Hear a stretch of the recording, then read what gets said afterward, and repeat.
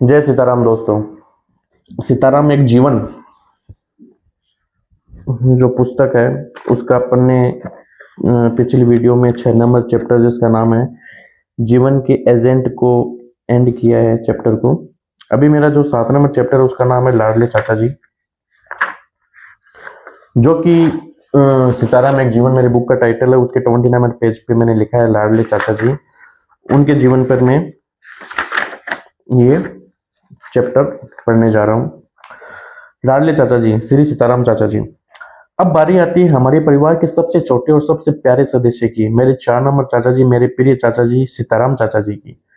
वे मेरे पिताजी के सबसे छोटे भाई थे और सिर्फ सबसे छोटे ही नहीं, पूरे घर के सबसे लाडले भी थे। दादी माँ के लिए वे जैसे उनके आंचल की आखिरी गांठ थे, सबसे प्यारी, सबसे नरम। उनका जन्म राजस्थान के एक छोटे से गांव में हुआ था। वो गांव जहां कच्ची सड़कों पर पांवों की धूल उड़ती थी और आंगनों में तुलसी की खुशबू बसी रहती थी। इन्हीं गलियों में चाचा जी का बचपन बीता, सादगी भरा पर सपनों से भरा। दादी माँ जब उनकी बचपन की बातें सुनाया करती थी तो उनकी आंखों में एक अलग ही चमक आ जाती थी।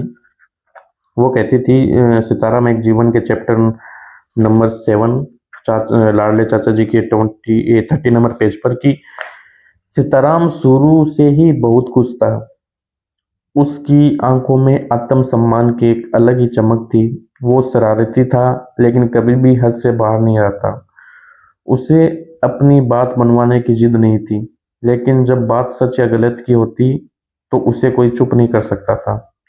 उसके चेहरे पर एक ऐसी प्राकृतिक चमक थी जो किसी बच्चे के चेहरे पर कम ही दिखती है, जैसे कोई अदृश्य उजाला हर समय उसके साथ चलता हो। गांव की गलियां आज भी उसके कदमों को याद करती हैं और हम सब उसे मुस्कुराते चेहरे को। वो न सिर्फ छोटा था उम्र में, बल्कि अपने निर्मल हृदय के कारण भी सबका सबसे करीबी बन गया।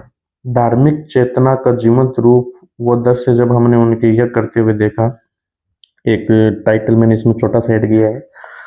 जब मैंने उन्हें अपने घर के आंगन में जनेऊ धारण किए हुए स्वयं हवन करते देखा तो मेरे मन में पहला विचार यही आया कि इतनी गहराई इस व्यक्ति में, कितनी शुद्धता और कितनी संतानात्मक और धार्मिक प्रवृत्ति है। घर में कोई पंडित नहीं था, कोई औपचारिक व्यवस्था नहीं थी, फिर भी वो अकेले ही गायत्री माता की पूजा करते थे, हवन करते थे और मंत्रों का ऐसा शुद्ध, स्पष्ट और आत्मलीन उच्चारण कर रहे थे कि जैसे किसी आश्रम का यज्ञ मंडप घर के आंगन में उतराया हो। उनके द्वारा बोले गए स्वाहा के साथ जैसे पूरे वातावरण में सकारात्मक ऊर्जा की लहर फैल जाती थी। हवन की अग्नि जल रही थी, लेकिन उससे अधिक उनकी आस्था जल रही थी, जिसकी लौ में मेरे अंतर्मन को भी प्रज्वलित कर दिया। उनका जनेऊ यह नहीं कह रहा था कि वो किसी परंपरा का पालन कर रहे हैं, बल्कि ये बता रहा था कि ये व्यक्ति एक सच्चा सनातनी है। एक सिताराम एक जीवन का 31 नंबर पेज मैंने एंड किया है। सिताराम एक जीवन का 32 नंबर पेज, चैप्टर नंबर 7, लाडले चाचा जी।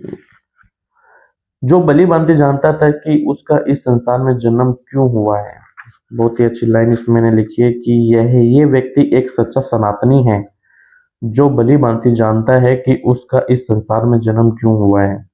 उनका हर कर्म, पूजा, मंत्रोच्चार, हवन कोरे कर्मकांड नहीं थे, बल्कि आत्मा से जुड़ा हुआ साधना का मार्ग था।